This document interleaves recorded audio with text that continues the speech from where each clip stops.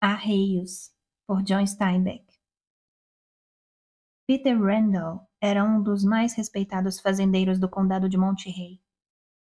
Cada vez ele ia fazer um pequeno discurso numa convenção maçônica, e o irmão que o apresentou referiu-se a ele como um exemplo que deveria ser seguido pelos jovens maçons da Califórnia. Ele estava se aproximando dos 50 anos. Tinha um ar solene, atitudes comedidas. Usava uma barba muito bem cuidada. Em toda reunião a que comparecia, sempre era acatado com a autoridade que se concede aos homens que usam barba. Os olhos de Peter eram graves, muito azuis, quase que exprimindo uma tristeza permanente. As pessoas sabiam que havia nele uma força muito grande, mas uma força controlada, contida com mão de ferro. Às vezes, sem nenhuma razão aparente, os olhos de Peter pareciam sombrios e maus, como os de um cão raivoso. Mas tal expressão logo desaparecia e o rosto dele voltava a ser o de um homem comedido e probo.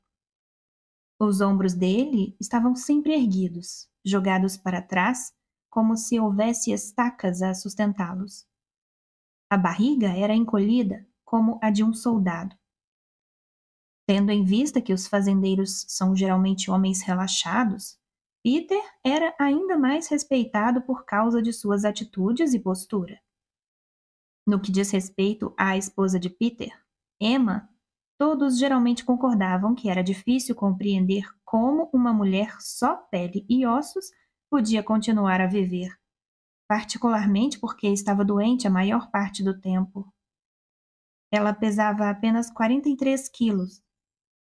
Aos 45 anos, tinha um rosto encarquilhado e marrom, como o de uma mulher muito velha, mas muito velha mesmo.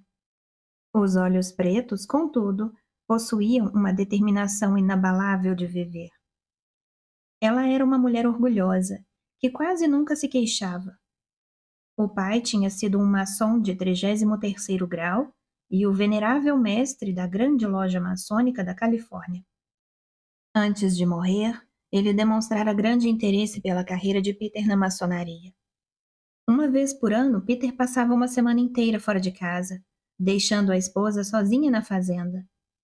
Para as vizinhas que visitavam-na para fazer-lhe companhia, ela invariavelmente explicava: "Ele está fora numa viagem de negócios."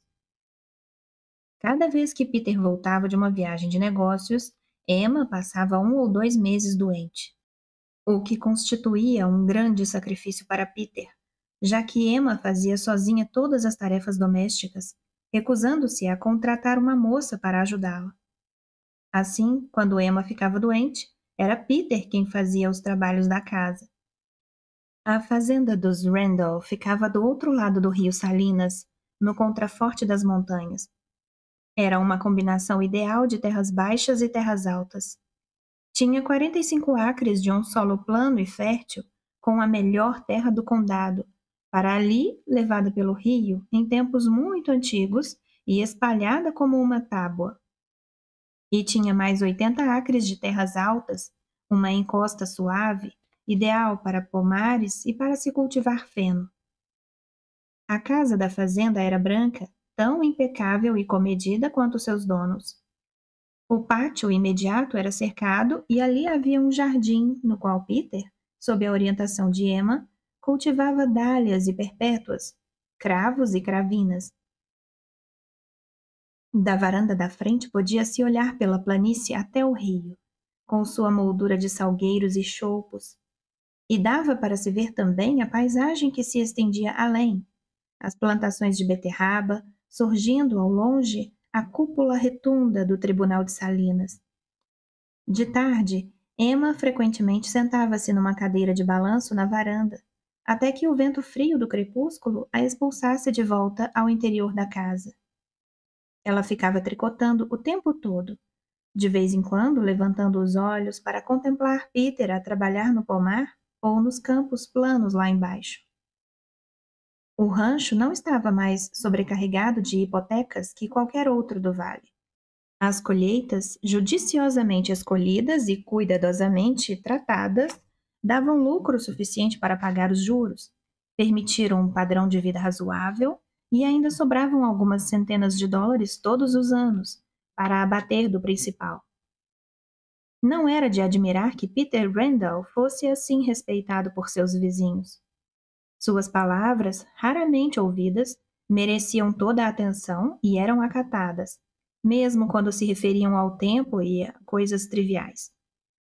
Se Peter, por exemplo, dizia: "Vou matar um porco no sábado", quase todos os que escutavam iam para casa e matavam um porco no sábado. Eles não sabiam por que agiam assim, mas se Peter Randall ia matar um porco no sábado, então isso não podia deixar de ser algo adequado, bom, seguro, apropriado. Peter e Emma estavam casados há 21 anos. Tinham uma casa muito bem mobiliada, diversos quadros emoldurados, vasos de todos os tamanhos e formatos, livros volumosos do tipo vulgar. Emma não tivera filhos. Por isso, a casa não tinha cicatrizes, não tinha marcas de espécie alguma. Na varanda da frente e na de trás havia capachos de ferro para se raspar a lama dos sapatos e capachos grossos de fibra para se remover a poeira, mantendo a sujeira fora de casa. Nos intervalos entre suas doenças, Emma cuidava para que a casa se mantivesse impecável. Volta e meia passava-se óleo nas dobradiças das portas dos cômodos e dos armários. Não ficava um só parafuso sem estar bem ajustado em seu lugar. Os móveis e madeirames da casa eram envernizados uma vez por ano. Geralmente, os consertos eram efetuados quando Peter retornava de sua viagem de negócios anual. Sempre que se espalhava pelas fazendas a notícia de que Emma estava novamente doente, as vizinhas ficavam espreitando a passagem do médico, na volta, pela estrada junto ao rio. "Acho que ela vai ficar boa", declarava ele às vizinhas curiosas e preocupadas. "Mas terá que ficar de cama pelo menos umas 2 semanas." E as boas vizinhas levavam bolos para a fazenda dos Randall, entravam no quarto da doente na ponta dos pés. E lá estava Emma, pequena e esquelética, deitada na imensa cama de nogueira.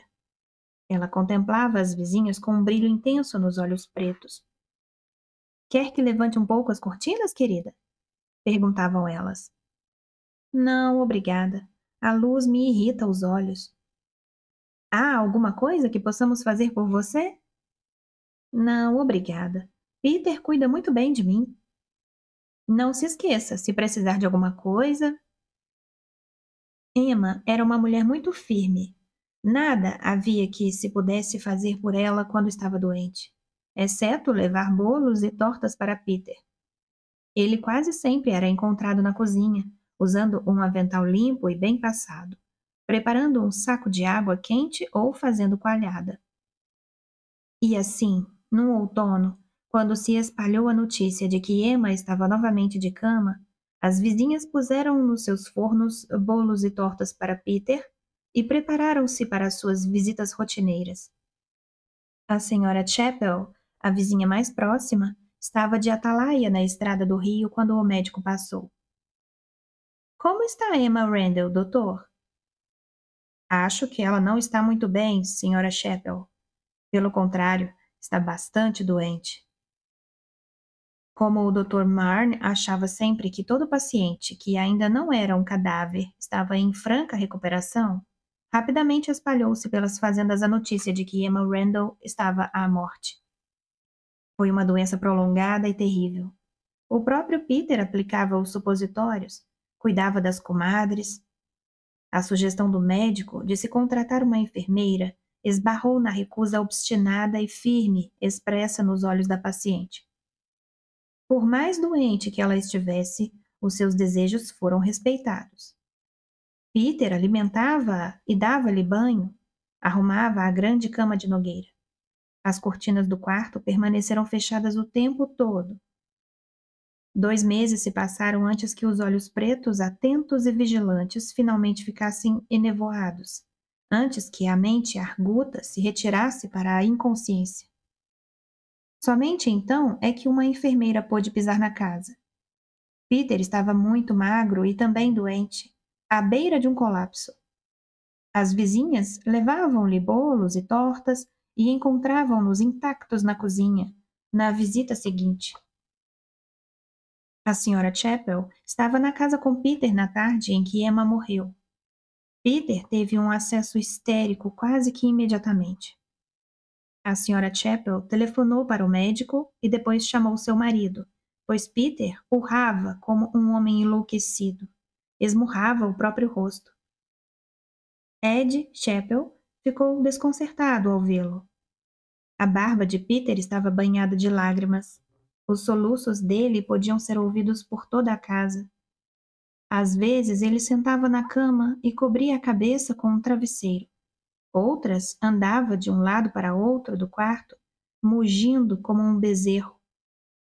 Em determinado momento, constrangido com a cena, Ed Chapel pôs a mão no ombro dele e murmurou: Vamos, Peter, procure se controlar.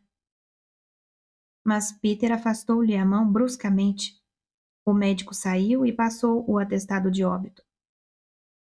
Quando o agente funerário chegou, Peter provocou um tremendo tumulto. Parecia estar meio enlouquecido.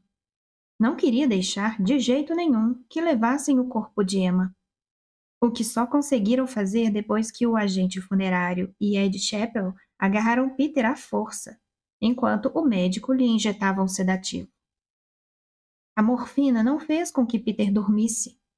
Ele sentou-se a um canto, todo encolhido, respirando pesadamente, o olhar fixo no chão.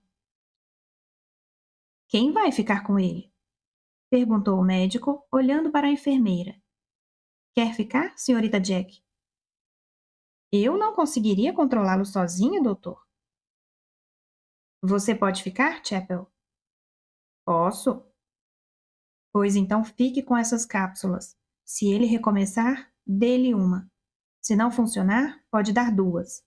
Isso certamente irá acalmá-lo.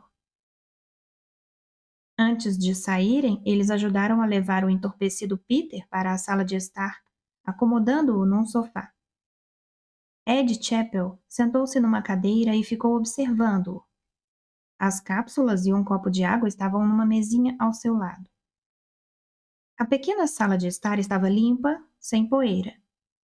Naquela manhã mesmo, Peter limpara o chão com folhas de jornal úmidas. Ed acendeu um fogo na lareira e pôs 2 achas de carvalho lá dentro, depois que o fogo pegou direito. A noite chegou cedo naquele dia. Uma chuva fina batia nas janelas a cada sopro do vento. Ed acendeu os lampiões de querosene, deixando a chama bastante baixa. Na lareira, a madeira estalava e pipocava. As chamas envolviam as achas como cabelos. Por um longo tempo, Ed ficou observando Peter estendido no sofá, drogado. Finalmente, Ed cochilou. Eram 10 horas quando ele acordou. Levantou-se de um pulo e olhou para o sofá. Peter estava sentado ali, fitando-o. Ed estendeu a mão para uma das cápsulas, mas Peter sacudiu a cabeça. Não precisa me dar nada, Ed. O doutor me derrubou de jeito, não é? Mas já estou me sentindo melhor. Só um pouco dopado ainda. Se tomar só uma dessas cápsulas, Peter, vai dormir direto. Eu não quero dormir agora, Ed. Peter passou os dedos pela barba suja e desgrenhada e levantou-se. Vou lavar o rosto e depois me sentirei melhor. Ed ouviu a água correndo na cozinha. Peter voltou à sala logo depois, ainda enxugando o rosto numa toalha. Tinha no rosto um sorriso estranho. Era uma expressão que Ed nunca vira nele antes. Um sorriso zombeteiro, um tanto admirado. Eu perdi o controle quando ela morreu, não foi, Ed? Você realmente ficou fora de si. A impressão que eu tive foi de que alguma coisa se havia rompido dentro de mim, explicou Peter. Algo assim como a correia de um suspensório arrebentado. E então me descontrolei inteiramente. Mas agora já estou bem. Ed olhou para o chão e viu uma pequena aranha marrom se arrastando. Estendeu o pé e esmagou-a. Peter perguntou abruptamente: Você acredita numa vida depois da morte? Ed se remexeu na poltrona, inquieto. Não gostava de conversar sobre essas coisas. Falar a respeito era ter que pensar no assunto. De certa forma, acho que acredito. Acha que uma pessoa que faleceu pode olhar aqui para baixo e ver o que estamos fazendo? Talvez eu não chegue até esse ponto, mas o fato é que não tenho certeza de nada. Peter continuou como se estivesse falando consigo mesmo. Mesmo que ela pudesse me ver e eu não fizesse o que ela quisesse, ela não teria motivos para se queixar, pois fiz tudo o que ela quis enquanto viveu. Ela não poderia deixar de sentir-se satisfeita por ter feito de mim um bom homem. Se eu não for mais um bom homem agora que ela já não mais está aqui, isso provará que ela é quem me fazia assim, não é mesmo? Eu era um bom homem? Não era, Ed? O que está querendo dizer com era? Ora, tirando uma semana por ano, eu fui um bom homem. Agora já não sei o que vou fazer. O rosto dele ficou subitamente furioso e ele acrescentou: Mas uma coisa eu vou fazer. Ele se levantou e rapidamente tirou o casaco e a camisa. Por baixo da camiseta havia uma espécie de arnês de pano grosso que mantinha os ombros dele puxados para trás. Ele desprendeu o arnês e tirou-o. Depois baixou a calça, deixando à mostra uma cinta larga de elástico. Puxou a cinta e tirou-a pelos pés. Depois coçou a barriga preguiçosamente antes de arrumar as roupas novamente. Sorriu outra vez para Ed, o mesmo sorriso esquisito, de espanto. Não sei como ela me obrigava a fazer as coisas, mas o fato é que conseguia tudo de mim. Não dava a impressão de que mandava em mim, mas sempre conseguia que eu fizesse tudo o que ela queria. Sabe de uma coisa? Eu não acredito em vida depois da morte. Quando ela estava viva, mesmo depois que caiu doente da última vez, eu tinha que fazer as coisas que ela queria. Mas no minuto mesmo em que ela morreu, foi como se aquele arnês não estivesse mais repuxando os meus ombros. E não aguentei a sensação. Estava tudo acabado. Agora vou ter que me acostumar a andar sem o arnês. Ele fez uma pausa, sacudiu o dedo na direção de Ed e acrescentou resolutamente: E agora vou ficar barrigudo. Chega de encolher a barriga. Afinal de contas, já estou com 50 anos. Ed não estava gostando daquilo. Sua vontade era escapar dali. Tinha a sensação de que aquela conversa não era lá muito decente. E disse um pouco desanimado: Se tomar uma dessas cápsulas, Peter, vai dormir um pouco. Peter não tornara a vestir o casaco. Estava sentado no sofá, com a camisa entreaberta no peito. Não estou com vontade de dormir agora. Quero conversar. Acho que ainda vou vestir o arnês e a cinta para o enterro, mas depois irei queimá-los. Ei, estou me lembrando de que tenho uma garrafa de uísque lá no celeiro. Vou buscá-la. Não precisa, protestou Ed rapidamente. Eu não conseguiria mesmo beber agora, numa ocasião como esta. Peter levantou-se. Pois eu posso. Se prefere assim, pode ficar sentado aí a me observar. Afinal, como eu já lhe disse, está tudo acabado. Ele saiu da sala, deixando Ed Chappell sentindo-se infeliz e escandalizado. Não demorou a voltar. Recomeçou a falar assim que cruzou a porta, com a garrafa de uísque na mão. Só uma coisa valia para mim na vida: aquelas viagens. Emma era uma mulher muito inteligente. Ela sabia que eu acabaria enlouquecendo se não pudesse escapar uma vez por ano. Oh, Deus! Como ela atormentava minha consciência quando eu voltava. Ele abaixou a voz para um tom confidencial. Sabe o que eu fazia naquelas viagens, Ed? Os olhos de Ed estavam agora arregalados. Ali estava um homem que ele não conhecia e que começava a fasciná-lo. Ele pegou o copo de uísque que lhe era estendido e respondeu: Não, não sei. O que você fazia? Peter tomou um gole de uísque e se engasgou. Limpou a boca com a mão antes de falar. Eu me embebedava. Ia a todos os bordéis de São Francisco. Passava uma semana de porre e todas as noites ia a um bordel. Ele tornou a encher seu copo antes de continuar. Acho que Emma sabia, mas ela nunca me disse nada. Eu teria explodido se não escapasse uma semana por ano. Ed Chappell tomou um gole de uísque, cautelosamente. Ela sempre disse que você viajava a negócios. Peter olhou para seu copo, bebeu tudo de um só gole, tornou a encher. Seus olhos estavam brilhando. Pode beber, Ed. Sei que você pensa que não é direito, tão cedo assim, mas ninguém saberá, a não ser eu e você. Vamos, Ed, anime-se. Eu não estou nada triste. E não seria má ideia se você ativasse um pouco o fogo. Chapel foi até a lareira e remexeu as achas em brasa, até que uma porção de fagulhas se elevou pela chaminé como minúsculos passarinhos resplandecentes. Peter encheu os 2 copos e voltou para o sofá. Ao voltar para sua poltrona, Ed tomou um gole de uísque, fingindo não perceber que o copo estava novamente cheio. Suas faces estavam coradas. Ele já não tinha a sensação de que beber naquele momento era uma coisa horrível. A tarde e a morte haviam recuado para um passado indefinido.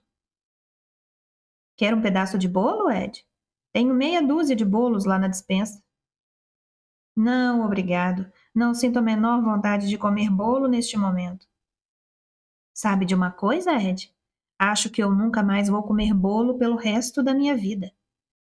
Durante 10 anos, toda vez que Emma ficava doente, as pessoas me mandavam bolos de presente. Era muita delicadeza de todos, é claro, mas só que bolo para mim significa doença. Vamos, Ed, tome o seu drink. Alguma coisa aconteceu na sala. Os 2 homens levantaram os olhos, procurando descobrir o que fora. De alguma forma, a sala estava diferente do que era um momento antes. Logo, Peter sorriu timidamente. Foi aquele relógio em cima da lareira que parou, Ed. Acho que nunca mais vou dar corda nele. Vou comprar um despertador pequeno que bata bem depressa. As batidas lentas e compassadas desse relógio me parecem muito fúnebres. Ele tomou um gole de uísque, pensativo. Acho que vai espalhar por aí que estou louco, não é, Ed? Ed levantou os olhos do seu copo, sorriu, sacudiu a cabeça. Não, Peter, não vou. Eu compreendo perfeitamente como você se sente. Eu não tinha a menor ideia de que usava o arnês e a cinta. Um homem tem que se manter ereto, Ed, mas eu sou por natureza um relaxado. Ele fez uma pausa para logo explodir. Eu sou mais um idiota rematado. Durante 20 anos fingi que era um homem bom e sensato, exceto durante uma semana por ano. A voz, baixa até esse momento, elevou-se bruscamente. 20 anos! A vida passou por mim sem que eu a vivesse. Deixei tudo passar por mim. Passe-me o copo, Ed. Deixe-me enchê-lo novamente. Não se preocupe que tenho outra garrafa lá no celeiro, debaixo de uma pilha de sacos. Ed estendeu o copo. Peter encheu-o e continuou a falar. Sempre pensei como seria lindo ver o meu terreno junto ao rio todo plantado com ervilha de cheiro. Seria maravilhoso ficar sentado na varanda e ver todo o meu terreno com uma massa sólida de flores azuis e cor-de-rosa. E quando o vento soprasse do rio, pense só no cheiro que eu sentiria. Seria um cheiro tão forte que até me deixaria tonto. Uma porção de gente já se arruinou com a ervilha de cheiro, Peter. É claro que se consegue um bom preço pelas sementes, mas muitas coisas podem acontecer com a colheita. Pois eu não me importo a mínima, gritou Peter. Quero uma porção de coisas, quero tudo. Quero 40 acres de cor e cheiro. Quero mulheres gordas de seios grandes como travesseiros. Estou faminto, Ed. Estou com fome de uma porção de coisas, com fome de tudo. Ed assumiu uma expressão grave ao ouvir os gritos. Se tomar apenas uma dessas cápsulas, Peter, vai conseguir dormir um pouco. Peter acalmou-se imediatamente, parecendo envergonhado. Eu estou bem, Ed, não se preocupe. Eu não tinha a intenção de gritar. Não estou pensando nessas coisas pela primeira vez. Há anos que venho pensando nelas, da mesma forma que um garoto fica sonhando com as férias. Sempre tive medo de já estar velho demais quando chegasse a ocasião, ou de morrer primeiro e perder assim a oportunidade. Mas estou apenas com 50 anos. Ainda me resta muita energia. Falei com Emma sobre as ervilhas de cheiro, mas ela não me deixou plantar. Ele fez uma pausa, assumindo uma expressão de espanto. Não sei como ela conseguia que eu fizesse tudo o que queria. Não consigo me lembrar. Ela tinha um jeito todo especial de me obrigar, um truque qualquer. Mas ela já se foi. Posso sentir que ela se foi, assim como o arnês que sempre me obrigou a usar. Eu vou virar um relaxado, Ed. Um relaxado em tudo. Vou deixar a casa ficar suja. Vou contratar uma empregada gorda e relaxada em São Francisco. E terei sempre uma garrafa de conhaque na prateleira. Ed Chappell levantou-se, esticando os braços acima da cabeça. Se você está se sentindo bem, Peter, vou voltar para casa agora. Tenho que dormir um pouco. E seria bom você dar corda nesse relógio, Peter. Um relógio que fica parado muito tempo acaba estragando. No dia seguinte ao enterro, Peter Randall recomeçou a trabalhar em sua fazenda. Os Chappell, que viviam na propriedade contígua, viram um lampião aceso na cozinha muito antes do amanhecer. Depois, viram o lampião atravessar o pátio na direção do celeiro, meia hora antes deles próprios se levantarem. Peter podou todo o pomar em apenas 3 dias. Trabalhava desde a primeira luz do dia até não poder mais ver os galhos recortados contra o céu. Depois ele começou a trabalhar no terreno plano à margem do rio. Ele revolveu a terra, arou, abriu sulcos. 2 estranhos de botas e colotes de montaria apareceram na fazenda de Peter e examinaram a terra. Sentiram-na com os dedos, em diversos locais. Enfiaram uma cavadeira bem fundo. Ao irem embora, levavam diversos saquinhos de papel cheios de amostras de terra. Normalmente, antes de começar a época de semeadura, os fazendeiros se visitavam, faziam consultas. Ficavam acocorados em longas conversas, pegando punhados de terra na mão, esfarelando os torrões com os dedos. Discutiam os mercados e as colheitas. Recordavam anos anteriores, quando o feijão dera bons resultados. Relembravam outros anos em que a ervilha mal dera para pagar as sementes da colheita seguinte.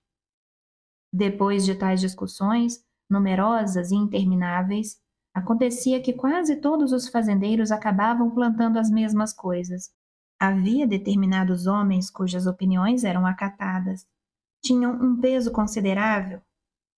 Se Peter Randall ou Clark DeWitt achavam que o melhor negócio era plantar feijão e cevada, então quase todas as colheitas daquele ano eram de feijão e cevada. Como tais homens eram respeitados e bem-sucedidos, todos julgavam que seus planos se baseavam em algo mais, além de uma opção inteiramente fortuita. Havia uma crença geral, mas nunca expressa objetivamente, de que Peter Randall e Clark DeWitt possuíam uma capacidade excepcional de raciocínio e o dom profético. Quando as visitas habituais começaram, descobriu-se que uma profunda mudança ocorrera com Peter Randall. Ele ficava sentado em seu arado e conversava cordialmente com todos que o procuravam, é verdade, mas insistia em dizer que ainda não decidira o que plantar. Mas o jeito com que falava era o de alguém com a consciência pesada, e logo ficou patente que ele não tencionava revelar os seus planos. Depois que ele repeliu as indagações iniciais, as visitas à sua fazenda cessaram e os fazendeiros foram em bloco procurar Clark DeWitt. Clark optara naquele ano pela cevada. Sua decisão determinou a maior parte do plantio das vizinhanças. Mas talvez porque as perguntas cessaram, o interesse aumentou. Os homens que passavam pelos 45 acres planos de Randall estudavam o terreno atentamente, procurando descobrir, pelo tipo de trabalho, qual a colheita que ele iria plantar. Quando Peter começou a semear, ninguém apareceu em sua fazenda, pois ele deixara bem claro que queria que a sua colheita permanecesse em segredo. Ed Chappell também não foi procurar. Ed sentia-se um pouco envergonhado toda vez que pensava nos acontecimentos daquela noite. Sentia-se envergonhado por Peter, porque ele fraquejara. Sentia-se envergonhado de si mesmo, por ter ficado lá, a tomar uísque e escutá-lo. À distância, ele vigiava Peter atentamente, para verificar se o vizinho já começara a pôr em prática as suas intenções nefandas, ou se toda a conversa não fora uma decorrência inconsequente da perda irreparável e da histeria. Ele não deu muita atenção ao fato de os ombros de Peter já não estarem jogados para trás como antes, a barriga ligeiramente protuberante. Foi um dia à casa de Peter e ficou aliviado ao descobrir que o chão não estava todo sujo de terra e que o relógio em cima da lareira funcionava normalmente. A Sra. Chappell falava frequentemente sobre aquela tarde terrível. Pela maneira como ele se comportou, era de se pensar que perdera o juízo por completo. Ele uivava de verdade. Ed teve que ficar lá durante uma parte da noite, até que ele se acalmasse. Ed teve inclusive que dar-lhe um uísque para fazê-lo dormir. Ela fazia uma pausa e logo acrescentava, com uma expressão sagaz: Mas uma coisa posso lhes garantir: não há nada como o trabalho para matar as tristezas. Peter Randall está se levantando às 3 horas da madrugada, todo santo dia.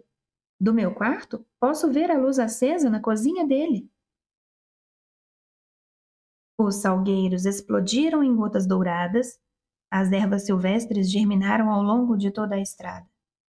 O rio Salinas ficou turbulento, as águas escuras, transbordou durante um mês. Retornou ao seu leito, tranquilo e verde novamente. Peter Randall preparara a sua terra de forma excepcional. Estava macia e preta, não havia torrão maior que uma bolinha de gude. Quando as chuvas caíram, a terra parecia arroxeada, extremamente fértil. Quando as pequenas linhas verdes, ainda muito débeis, começaram a se estender pela terra preta, um vizinho arrastou-se por baixo da cerca ao crepúsculo e arrancou uma das plantinhas. Não é uma espécie de legume? Disse ele aos amigos. Acho que ervilha. Mas por que ele precisava fazer tanto segredo? Eu perguntei o que ele ia plantar e ele simplesmente se recusou a me dizer. A notícia não demorou a se espalhar pelas fazendas. Ele plantou ervilha de cheiro. Todos os 45 acres estão plantados com ervilha de cheiro. Os homens foram procurar Clark DeWitt para saber a opinião dele. E Clark não se fez de rogado. As pessoas pensam que podem ficar ricas com ervilha de cheiro só porque se pode obter de 20 a 60 centes por libra. Mas é a colheita mais arriscada do mundo. Se as lagartas não acabarem com ela, então pode dar certo. Mas aí aparece um dia muito quente e rompe as vagens, e a pessoa perde toda a colheita ainda no chão. Ou pode cair uma chuvinha e estragar tudo. Não há problema em se plantar uns poucos acres e correr o risco, mas toda a propriedade. Peter está de miolo mole desde a morte de Emma. Tal opinião foi amplamente compartilhada. Cada homem a usou como se fosse de sua autoria. Dois vizinhos se encontravam e cada um repetia a metade da opinião. Tantas pessoas disseram a Peter Randall que ele estava louco que Peter acabou ficando furioso e um dia explodiu. Mas de quem é a terra afinal? Se eu ficar quebrado, é um direito que me assiste, não é mesmo? Foi o bastante para mudar tudo. Os homens começaram a se recordar de que Peter era de fato um bom fazendeiro. Talvez ele tivesse algum conhecimento especial. Ora, aqueles dois homens de botas eram químicos de solo. Muitos fazendeiros desejaram ter plantado alguns acres de ervilha de cheiro. E desejaram ainda mais quando as plantas começaram a se espalhar. Os ramos se estendendo de uma fileira para outra e se entrelaçando, tapando por completo a terra preta. Quando os botões começaram a se formar, e viu-se que seria uma colheita muito fértil. E logo as flores surgiram. Eram 45 acres de cor, 45 acres de perfume. Dizia-se que dava para sentir o perfume em Salinas, a 7 quilômetros de distância. Ônibus traziam colegiais para contemplarem o espetáculo deslumbrante. Um grupo de homens, de uma companhia compradora, passou um dia inteiro examinando a colheita. Todas as tardes, Peter Randall sentava-se na varanda de sua casa, na cadeira de balanço. Admirava os grandes quadrados de rosa e azul, o quadrado extravagante de cores misturadas.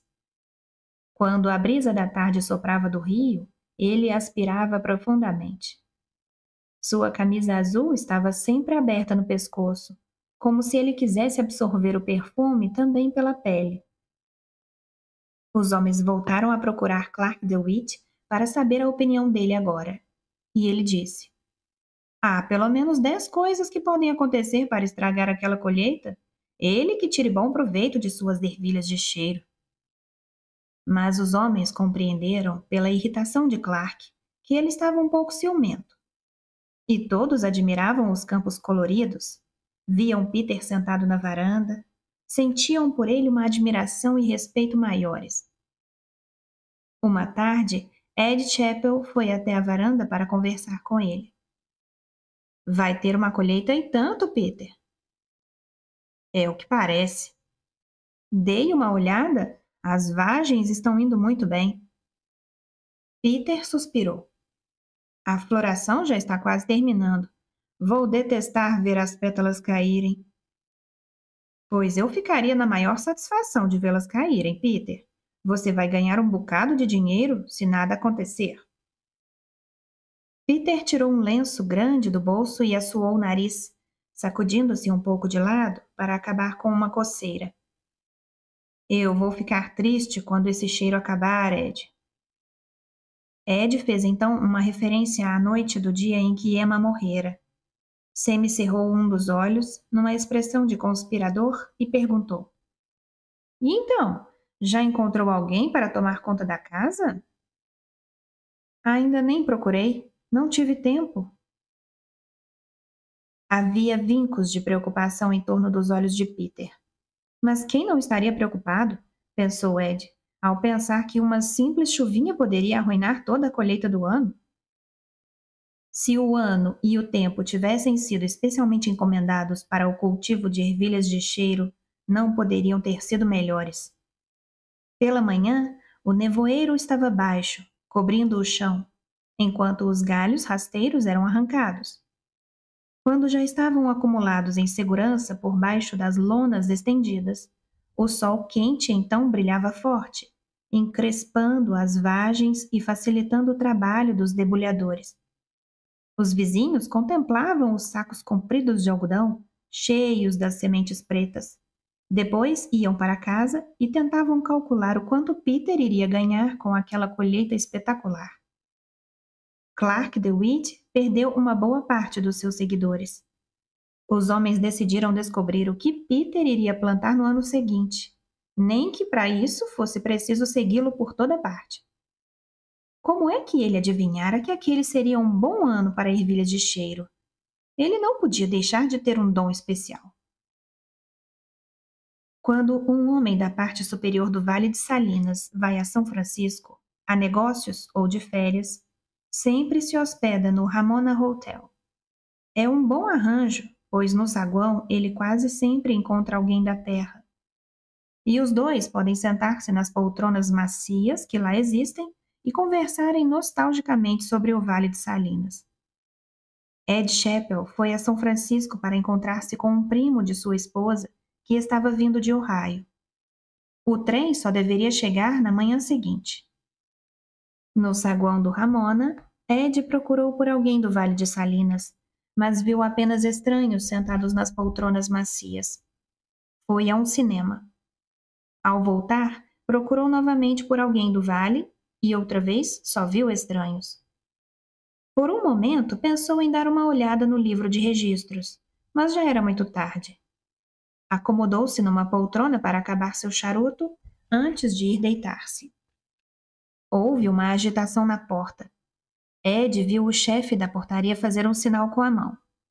Um rapaz saiu correndo. Ed virou-se para olhar. Lá fora, um homem estava sendo ajudado a saltar de um táxi.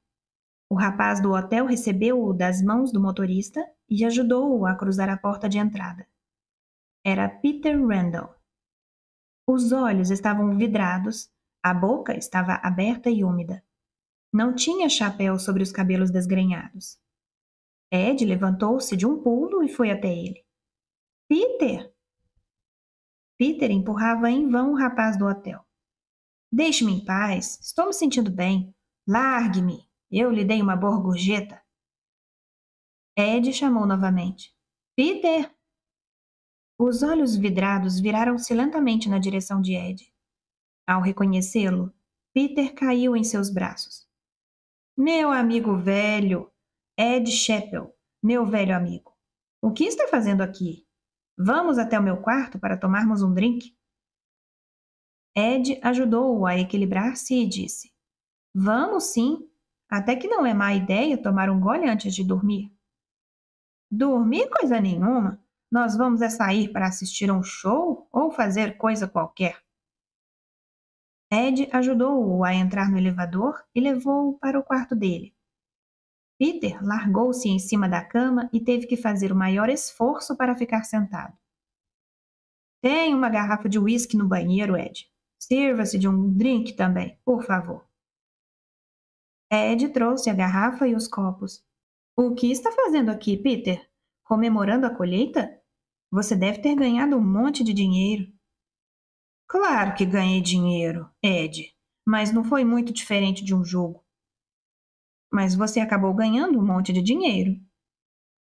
Peter franziu o rosto, pensativo.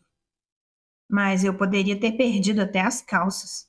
O ano inteiro fiquei preocupado, sem pensar em outra coisa. Foi como um jogo. Seja como for, você acabou ganhando a parada. Peter tratou de mudar de assunto. Eu vomitei lá no táxi. Estou vindo de um bordel na Van Ness Avenue. Acabei de chegar à cidade. Acho que eu teria explodido se não tivesse vindo para cá e tirado um pouco do vinagre do sangue. Ed contemplou-o curioso. A cabeça de Peter pendia frouxa entre os ombros. A barba estava por fazer, o rosto sujo. Peter, na noite em que Emma faleceu, você disse que ia mudar uma porção de coisas. Peter ergueu lentamente a cabeça e fitou Ed Chappell nos olhos, dizendo com a voz engrolada. Ela morreu, mas não de todo, Ed. Ainda não me deixa fazer as coisas. Durante o ano todo fez-me ficar preocupado por causa daquelas ervilhas. Nos olhos dele havia uma expressão de espanto. Não sei como ela consegue. Depois ele franziu o rosto, estendeu a palma de uma das mãos, bateu nela com o indicador da outra, resoluto.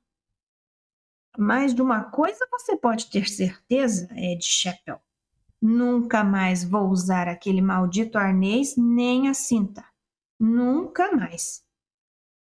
A cabeça tornou a pender para a frente. Um instante depois ele tornou a levantar os olhos e disse em tom grave. Andei bebendo e fui a bordéis. Ele inclinou-se na direção de Ed confidencialmente. A voz baixou para um sussurro. Mas não há problema. Eu darei um jeito. Quando eu voltar, sabe o que eu vou fazer? Vou instalar luz elétrica na casa. Emma sempre quis ter luz elétrica. Ele desabou em cima da cama, de lado. Ed Chappell ajeitou Peter na cama e tirou-lhe a roupa, antes de ir para o seu próprio quarto.